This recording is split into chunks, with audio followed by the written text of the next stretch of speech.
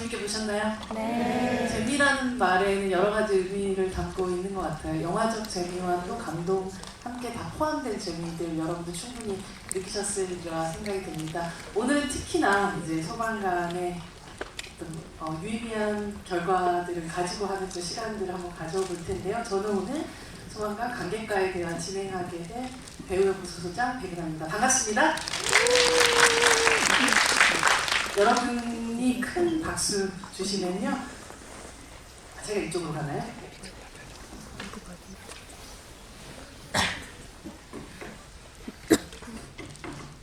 여러분이 큰 박수 주시면 소방관의 박경택 감독님 그리고 주원 배우님 자리하시겠습니다. 큰 박수 부탁드립니다.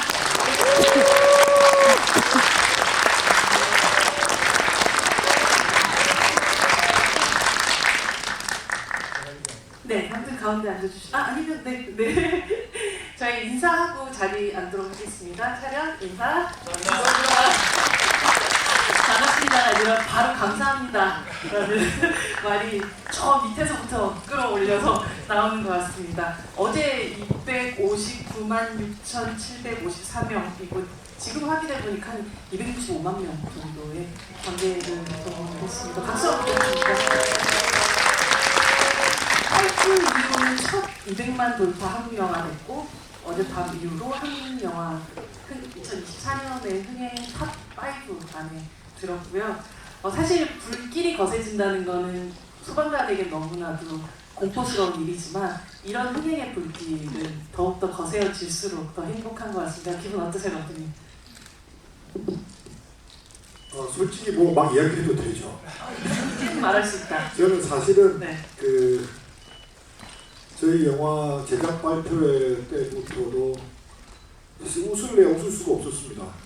모든 말과 행동이 조심스러워했었고 또 마지막에 이제 매일 피사를 하고 그 다음날 개봉을 맞이하는 날 역시도 개영 때문에 과연 이 영화가 관객들을 만날 수 있을 것인가 라는 그런 걱정이 많이 됐었는데 그리고 왠지 저희 영화가 개봉하고 있는 와중에도 무슨 일이 일어나서 더 이상 상영을 못한다라는 무슨 그런 일이 벌어질까봐 굉장히 하루하루 두근두근 했는데 드디어 손익분기를 넘고 또 여러분을 이렇게 만나 뵙게 되니까 비로소 편하게 제가 웃고 이랬습니다. 감사합니다.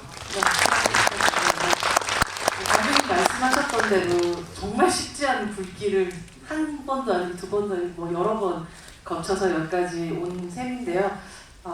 배우님 어떤 힘이 바로 이 소방관이 점점 관객을 끌어모으는 데 있어서 동력이 되었다고 스스로 또 평가를 하시는지가 좀 궁금합니다. 그냥 저는 개인적으로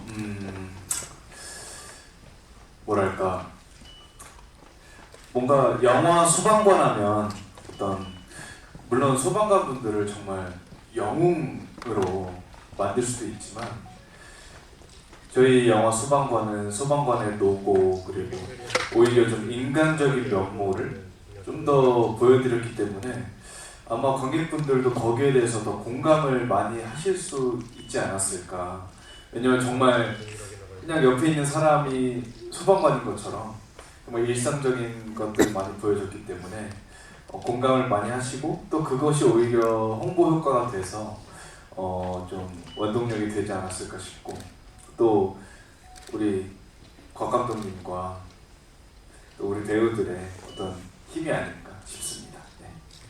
말씀하셨던 대로 이 영화 소방관에는 그러니까 아주 평범하고 나의 주변에 있을 것 같은 그 이웃들이 어떻게 보면 굉장히 드라마틱한 환경에 놓이게 되고 어떤 결정을 하게 되고 또 다른 또 우리가 봤을 때 정말 영웅적인 선택을 하게 되는 그 모든 과정들 같은 게 지금까지 곽 감독님이 곽경택 감독님이 만들어 오셨던 많은 작품들에서 계속적으로 보여졌었던 그런 부분들이었던 것 같아요. 아주 평범한 이웃들, 내 친구들 혹은 주변의 사람들이 아주 생각지도 않았던 사건들을 겪게 되면서 벌어지게 되는 일들이라 정말 소방관이라는 작품 보면서 곽경택이라는 감독의 인장이 여기저기 새겨져 있다라는 생각을 다시 가끔 했었고요.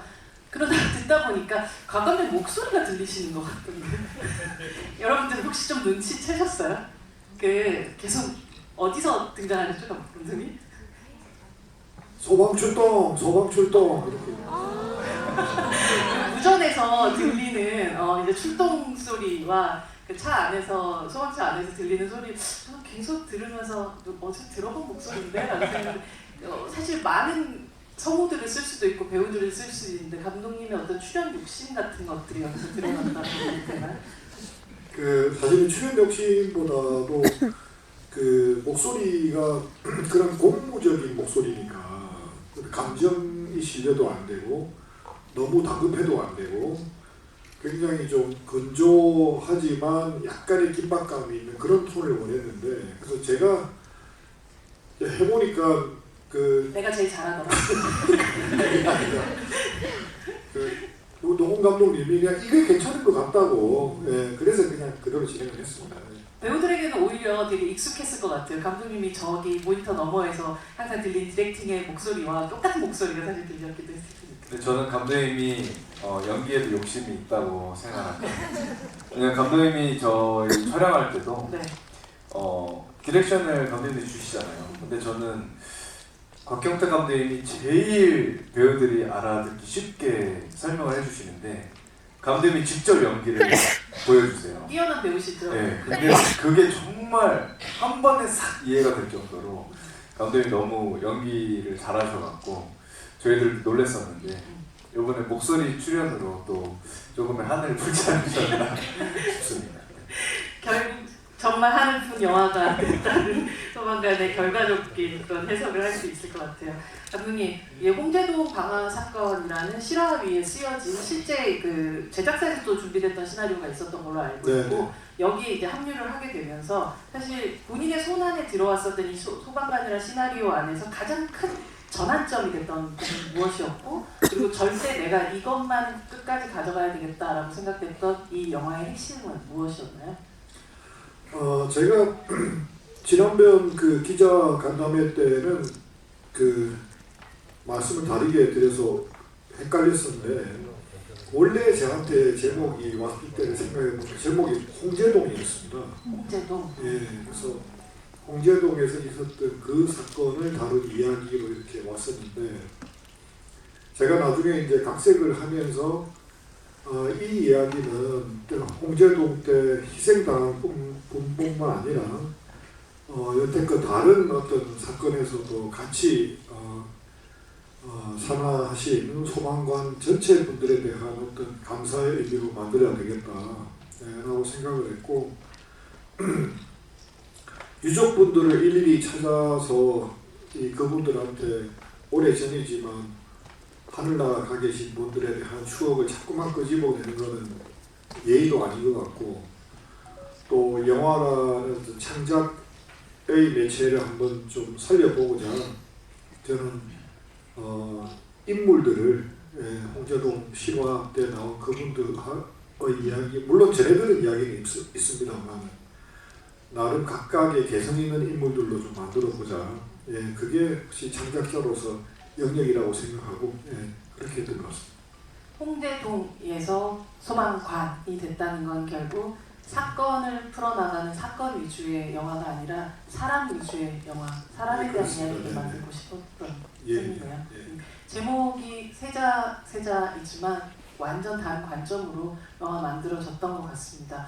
사실 이 소방관들의 관계성들을 보면 한편으로 되게 군대 같은 굉장히 엄격한 같은 게 느껴지는가 하면 회사 동료라고 하기에는 좀 거의 가족에 더 가까운 오히려 더 가족보다 가까운 사람들 같은 끈끈한 친밀감이 있기도 했었는데요. 주은 배우님 어떠셨어요? 이 뭐 영화 속의 캐릭터들도 마찬가지지만 영화 바깥으로 그러니까 같이 함께하는 동료 배우들하고의 긴밀한 어떤 유대감이 더 어느 때보다 이 영화를 찍어나가는 데서 큰 힘이 되지 않았을까 싶기도 하거든요. 아무래도 소방관 분들의 얘기다 보니까 실제로 소방관 분들도 혼자가 아닌 한 팀으로 움직이고 또 그분들 또한 현장에서 어떤 한 생명을 구하기도 하지만 또 서로가 서로를 지켜야 되는 어떤 의무도 있고 그런 책임감이 있는데 그래서인지 저희들도 현장에서 서로 의지를 많이 했었고 그리고 매신 정말 대화를 많이 했던 것 같아요. 소방관 분들이라면 어떻게 했을 것인가, 그리고 우리가 연기하는 이 역할이 얼마나 중요한 인물인지를 그래도 뭔가 촬영하다 보면 잊을 수 있잖아요. 그래서 그런 것들을 잊지 않기 위해서 얘기를 많이 했었고, 그런 뭐 촬영할 때뿐만 아니라 촬영 안 할 때도 서로 격려도 많이 있었고, 그런 시간을 거치다 보니까 정말 우리가 실제 소방관 분들 같은 어떤 한 팀 또는 또 가족 같은 그런 느낌을 받을 수 있어서 그런 과정들 때문에 그래도 영화에서 정말 좀 잘 보여진 게 아닐까, 뭐 그런 생각을 해봅니다. 촬영 바깥에서도 자주 좀 뭉치시고 저희 시기적으로는 좀 그런 시기가 아니긴 했습니다. 네, 그렇지만 네. 그래도 뭐 감독님하고 같이 해서 자리하고 뭐 식사하고 그런 자리는 아무래도 영화 촬영하는 동안에는 그 꾸준히 있었던 것 같아요. 감독님, 제가 한 2번 정도 이렇게 보다 보니까 이게 스토리적인 부분들도 굉장히 중요하지만 사이사이에 그 시기에 그 소방관들의 현실을 구체적인 팩트로 이렇게 배치하겠다는 의도 같은 것들이 굉장히 많이 보인 그런 작품이었던 것 같아요. 사실 뭐 실제 사건의 당사자뿐 아니라 일반적으로 소방관에 대한 삶의 어떤 취재들이 굉장히 많이 이루어졌다는 느낌을 받기도 했거든요. 장갑을 사비로 산다거나, 그리고 정말 이런 표현을 내 귀에서 듣는다고 했던 막 불고기들 같은 그런 소리 같은 거라든지, 이 영화의 진짜 빌런이 불법 주차 차량 아닙니까? 정말 저는 진짜 제가 밀어버리고 싶은 그런 느낌이 들기도 했었는데, 이 팩트들을 하나하나 수집해 나가다 보면 굉장히 분노 게이지가 또 올라가는 어떤 순간들도 있으셨을 것 같은데, 어떤 그 과정들을 좀 거치셨는지 궁금합니다. 우선에 제일 먼저 제가 어떤 의무적으로 이분은 꼭 만나봐야 된다라고 생각했던 분이 이제 당시에는 대원이셨는데 제가 취재할 당시에는 대장이 됐던 분이 계세요. 근데 그분이 현장에서 이제 동료를 잃어버렸던 분이고, 이제 그분을 자주 찾아뵙고 무슨 어떤 그 당시의 사건에 대한 이야기를 듣겠다는 게 아니라 그분의 정서를 좀 가져오고 싶었습니다. 그리고 또 되도록 또 다른 소방관들도 만나서, 그러면 그분들이 조심스럽게 이야기해 주세요.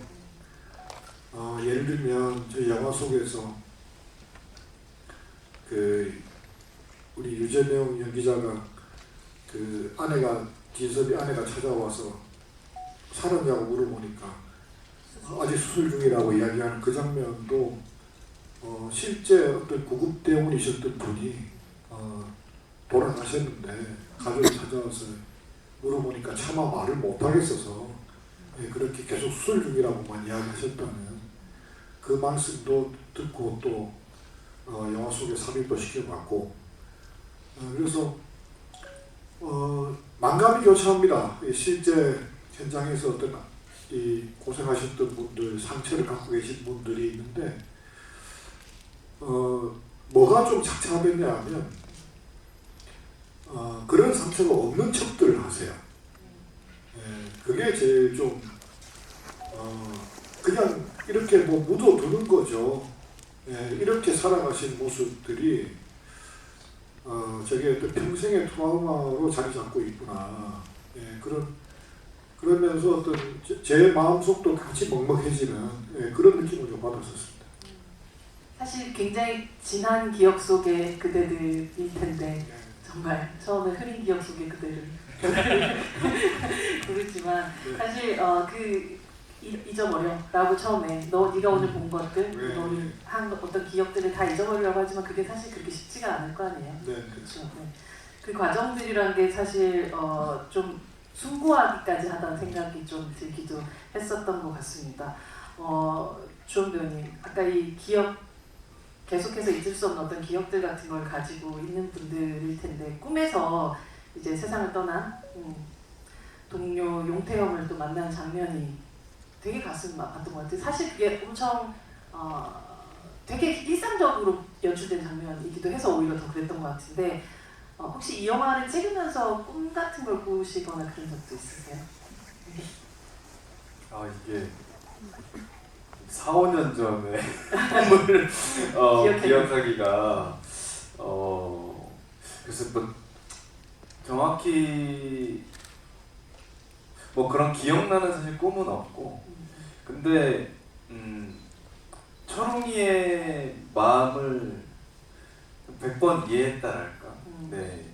어쨌든 정말 누구나 가까운 가족이나 뭐 친구나 이렇게 하늘나라로 보내는 시기가 있는데 그때 저 또한 마찬가지로 꿈에도 나오고 그리고 꿈에서 만나서 되게 부둥켜 안고 울기도 하고 갑자기 왜 울컥하지? 그러니까 여기서 지금 빛을 받아서 더욱더 눈이 좀 촉촉해지죠. 네. 네. 그러니까 이제 철웅이한테는 어쨌든 굉장히 소중한 형이었고 또 같이 일을 하는 뭔가 또 나 때문인가 라는 생각도 들 수도 있을 것 같아요. 그래서 그런 죄책감도 있을 것 같고 그리고 소방관의 일을 시작한 것도 영태 형 이제 얘기하다가 시작했고 뭐 그런 관계들로 봤을 때는 저는 충분히 철웅이가 그런 일을 겪을 수 있지 않았을까 라는 생각을 해서 100번 이해하는 편입니다.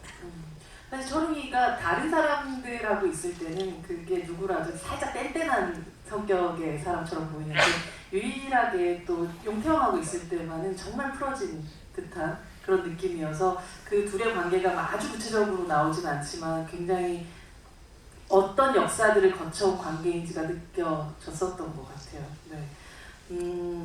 감독님 이게 사실 영화 안쪽으로 들어갔다가 지금 사실 바깥쪽으로 또 얘기 좀 해보면 이게 불을 다뤄야 되는 연출자로서 이 불이라는 것의 속성이라는 게 지금까지 뭐 만들어 오셨던 어떤 그 인물들이든 혹은 아니면 환경들이든 로케이션 이건 굉장히 다른 지점이 있었을 것 같아요. CGI가 구현할 수 있는 부분이 있고 그렇지 않은 부분이 있고 실제로 뭐 제가 또 알기로는 이 영화에서는 실제의 불을 활용한 방식으로 촬영이 됐던 걸로 알고 있는데요. 어떠세요? 이 연출자로서 파악한 이 불이라는 것의 가장 큰 속성은 어떤 거였었나요? 불은 정말 바람을 타면 걷잡을 수가 없더라고요. 네, 저도 뭐 폭파 장면도 찍어보고 물에서 바다에서 태풍이라는 영화 찍으면서 그 작품도 막 이 바다에서 해보고 했는데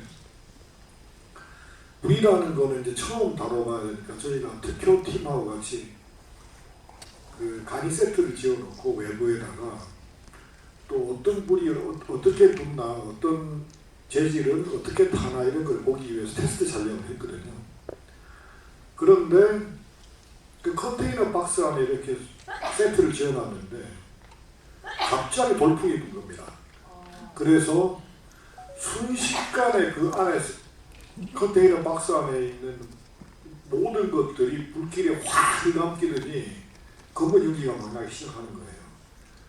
그래서 준비해뒀던 물과 소방호수 이런 걸로 다행히 불길은 저희끼리 잡았습니다만 그때 모든 스태프들이 다 너무 놀랐습니다. 저 포함해서. 그래서 정말로 식은땀이 나더라고요.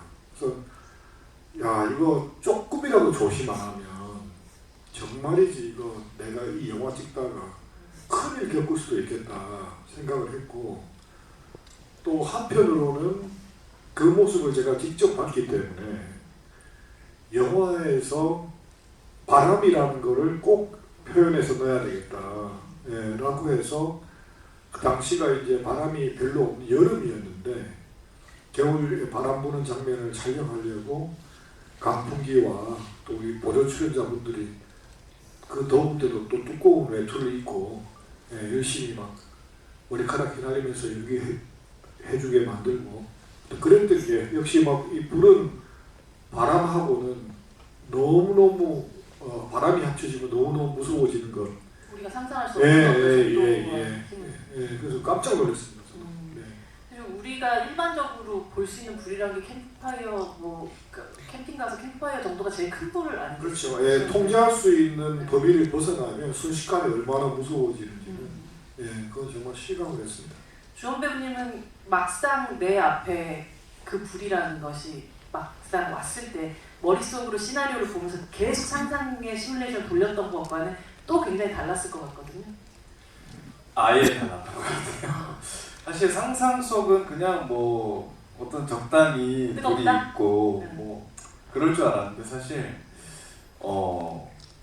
감독님이 말씀하셨다시피 불이 번지는 속도가 저는 그리고 내 눈앞에서 그렇게 큰 불을 볼 일이 없으니까 근데 정말 번지는 속도가 너무 빨랐고 약간 예상치보다 훨씬 더 벗어나서 번지는 것 같아요. 그래서 근데 다행히 어쨌든 감독님이 테스트도 하시고 해서 뭐 특효팀이 다 이제 끝나고 나면 알아서 또 불도 꺼주고 하지만 안에 있는 이제 배우들과 스태프들은 약간 순간적으로 중간중간에 얼어요.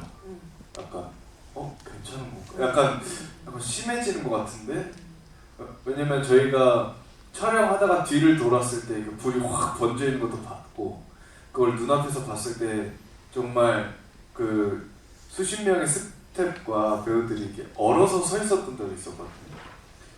그래서 이게 정말 무시무시하구나 뭐 이런 생각을 했었는데 어쨌든 정말 더 무섭게 느껴졌고 화재보험 꼭 들어야겠다. 화재보험 꼭 들어야겠고 정말 소화기 꼭 챙겨둬야겠다 뭐 이런 생각했던 것 같아요. 아주 실질적인. 제가 더불어서 네. 지금 주연 배우가 얘기하니까 생각이 나는데 저는 감독은 이제 현장하고 거리를 좀 두고 그 현장에서 카메라를 통해서 들어오는 그 모니터 이미지를 보고 있지 않습니까? 네. 그런데 현장에서 그 액션 사인이 난 다음에 컷을 외칠 수 있는 사람은 감독과 촬영 감독과 저희 같은 경우에는 특효 팀장이 있습니다. 왜냐하면 위험한 거에 대한 갑자기 불이 옆으로 튀어간다든가 했을 때 누군가를 촬영 감독은 카메라 보고 있으니까 모르죠. 그래서 정지의 명령을 내릴 수 있는 예. 그래서 그런데 제가 컷 했을 때는 다행히 별일 없이 저는 그림을 다 담았으니까 괜찮은데 중간중간에 한 번씩 촬영 감독이나 특효 팀장이 컷을 외칠 때는 심장이 철렁합니다. 네, 그래서 그때는 제가 이제 현장에서 걸어가 보는데 걸어가가지고 그 현장까지 도착할 때 짧은 거리지만 도대체 무슨 일이 있으면 일을 어떻게 하지라고 심장 쿵덕쿵덕하면서 갔던 기억이 납니다. 사실 그렇게 불에 대한 얘기만 들어도 저는 나 같은 사람 절대로 그런 선택을, 그런 직업을 가질 수 없겠다라는 생각이 먼저 들게 되는데 그게 어떤 각오라든지 책임감이라든지 이런 식으로만 생각을 소명이라든지 뭐 이런 식의 생각들만 일반적인 우리는 하게 되는데 여기서 가장 인상적이었던 그런 말이 사람을 구하면서 살 수 있는 자격이라는 표현을 쓰거든요. 마치 사람을 구해내는 게 마치 특권처럼 모든 사람들한테나 주어지지 않는 굉장히 귀한 어떤 자격이라는 것이 주어지다 우리가 시험 보는 것처럼 그런 자격증을 따는 것처럼 그런 자격이라는 게 굉장히 다른 방식의 시선이었던 것 같거든요. 배우님은 어떻게 이 자격이라는 말을 해석하면서 연기를 하셨는지가 궁금해요. 저는 그 씬을 연기할 때도 그리고 지금도 이 자격에 어떤 용기라는 것이 들어가잖아요.